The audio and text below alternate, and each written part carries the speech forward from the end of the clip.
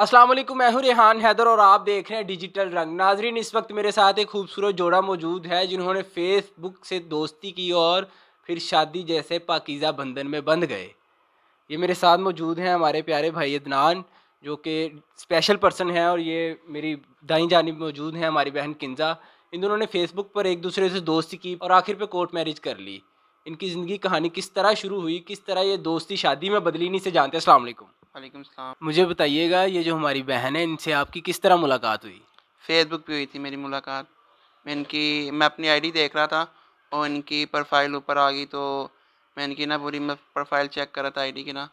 तो मैंने इनको रिक्वेस्ट भेजी। तो ऐसे ही मतलब कि पहले तो इन्होंने इग्नोर कर दिया। तो फिर मैंने अपनी तरफ से कैंसल करके ना, तो फिर मैंने भेजी इनको रिक्वेस्ट।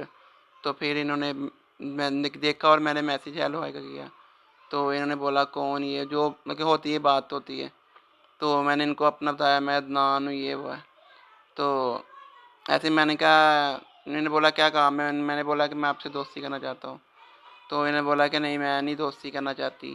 तो इन्होंने फिर इग्नोर कर लिया। 2-3 बार मैंने फिर मैसेज किया। अगर मैंने कहा अगर वैसी दोस्ती नहीं करना चाहते हैं तो आप फ्रेंड के तौर पे आप दोस्ती कर लें मेरे साथ। तो इन्होंने कहा कि चलो ठीक है, मैं फ्रेंड के तौर पे मिल के बात-चात करूँगी, तो इससे आगे नहीं मिल के जाना। तो ऐसे ही मैं बात-चात करते गए, ऐसे ही मिल के बात-चात करते गए, दोस्ती मोहब्बत में तब्दील हो गई। पहली बार आपको कब फ़ील हुआ कि अब मुझे इन्हें प्रपोज़ कर देना चाहिए शादी के लिए? ऐसे ही मिल के डेढ़ साल बाद मैंने मिल के हुआ, तो मैंने कि बात-चात करते गए ना, मतलब कि डेढ़ साल बाद इन्होंने बोला था मुझे 2 साल बाद। 2 साल तक आपकी बात कंटिन्यूअसली चलती जी, रही? 2 साल बाद ऐसे चलती रही। मतलब कि प्रपोज़ तो मतलब कि ऐसे ही मतलब 2-3 महीने बाद मैंने इनको कर दिया था, ये बात है। तो 2 साल बाद इन्होंने बोला कि नहीं, इन्होंने फिर मुझे शादी का बोला कि मैं शादी करवाना चाहती हूँ आपसे। तो फिर मैंने अपनी कंडीशन बताई कि मैं तो चल नहीं सकता, मैं ये कंडीशन में हूँ। तो ना तो मैं कुछ कर सकता हूँ, ना मेरी टाँगें मूव करती, ना हाथ मूव करते हैं मेरे। तो सॉरी, मैं तो नहीं कर सकता शादी। बहन, आप मुझे बताइएगा कि जब इन्होंने बताया कि मेरी कंडीशन इस तरह की है, तो तब भी आपका फ़ैसला वही था कि आप शादी करना चाह रही थीं?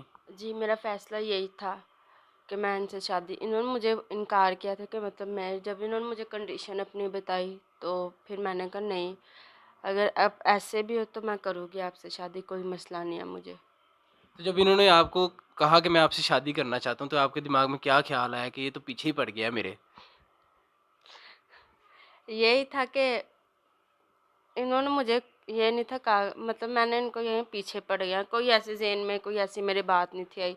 बस यही था कि ये टेंशन में रहते थे कि मैं कैसे मतलब खिलाऊँगा, पिलाऊँगा। फिर मैंने इनको समझाया कि नहीं, कोई बात नहीं, अगर आप नहीं कर सकते हो मैं आपको ज़रूर करूँ, मैं काम करूँगी, मैं आपके साथ जो मेरे से हो सका मैं आपके लिए करूँगी।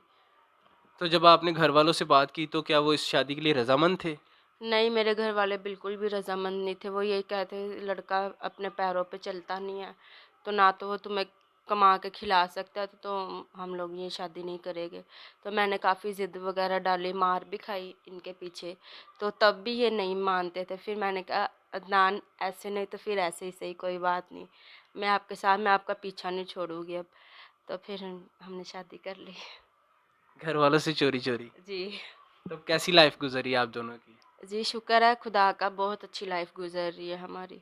अदनान भाई, मुझे बताइएगा कि आपकी ये जो कंडीशन है इस वक़्त, ये बचपन से ही ऐसे ही या बाद में कोई हादसा पेश आया आपकी ज़िंदगी में? नहीं, बचपन से ऐसे नहीं, मैं 15 साल का था जब मैं स्कूल जाता था। तो ऐसे ही मैंने घर पे अपने बताया मम्मा को, अगर मैं मुझे ना बच्चे ना धक्का दे देते हैं, तो मम्मा ने समझा वैसे ही बच्चे शैतानी करते हैं, धक्का वगैरह तो दे ही देते हैं।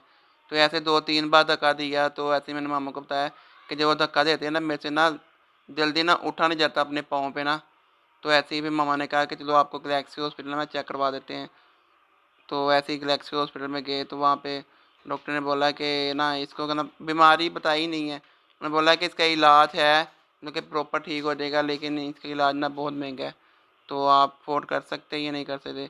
उन्होंने पैसे भी नहीं बताए थे, बस ये बता दिया था कि आपका इलाज बहुत महंगा है, तो आप अगर बता दें, अगर मैं ये बाहर बाहर के मुल्क भी इनका इलाज है, तो अगर यहाँ पे कराना चाहते हो तो यहाँ पे मतलब कि बहुत महंगा इलाज है, तो अगर आप अफोर्ड कर सकते हैं तो आपको पर्ची लिख देते हैं, तो आप बोलते तो हम शुरू कर देते हैं ट्रीटमेंट इसका। तो घर वाले हमारे नहीं अफोर्ड कर सके, तो ऐसे ही आहिस्ता से नीचे आता गया, नीचे आता गया। तो उसके बाद टांगों में खिंचाव आता गया, मेरे टांगे, अब मेरी टांगे खुलती ही नहीं है, खिंचाव है ना, इसलिए पैसों की वजह से इलाज नहीं करवाया हमने। मुझे बताइएगा कि घर का गुजर बसर आपका किस तरह से होता है, किस तरह आप सारा कुछ मैनेज कर लेती हैं? सारा कुछ मेरे ससुराल वाले ही कर रहे हैं, मतलब जो भी ज़रूरत है मेरी, वो सारा कुछ मेरे पापा ही, मेरे ससुर ही अफोर्ड कर रहे हैं फ़िलहाल। ना तो अभी मुझे कोई जॉब मिल रही है और ना अभी कोई सिस्टम इतना ख़ास नहीं है, बस ये है कि खा पी रहे हैं हम लोग, तो और कोई इतना नहीं है। किसी किस्म की कोई हेल्प या जो कोई साबे इस्तात लोग हैं उनसे कुछ रिक्वेस्ट करना चाहें आप? जी, मैं यही सबसे रिक्वेस्ट करती हूँ कि मेरे हस्बैंड का इलाज करवाया जाए और मुझे जॉब पे लगवाया जाए बस। आपने कोई तालीम वगैरह भी हासिल की है ताकि अगर आपके पास एजुकेशन है तो कोई आला हुकाम में से कोई वीडियो अगर देख रहा है तो आपको कोई जॉब वगैरह की अपॉर्चुनिटी अवेल हो सके? जी, मैं यही कहूँगी कि मैंने मिडवाइफ़ की है, नर्सिंग की है मैंने, और मैं ये चाहती हूँ कि मुझे अच्छी सी कोई जॉब मिल जाए। तो मैं काफ़ी जगहों पे अप्लाई किया है, वो कोई रिस्पॉन्स नहीं उधर से आ रहा। तो मैं अब यही रिक्वेस्ट सबसे करूँगी कि जो भी मेरी वीडियो को देखे, तो मुझे जॉब लगवाए और मेरे हस्बैंड का इलाज करवाए बस।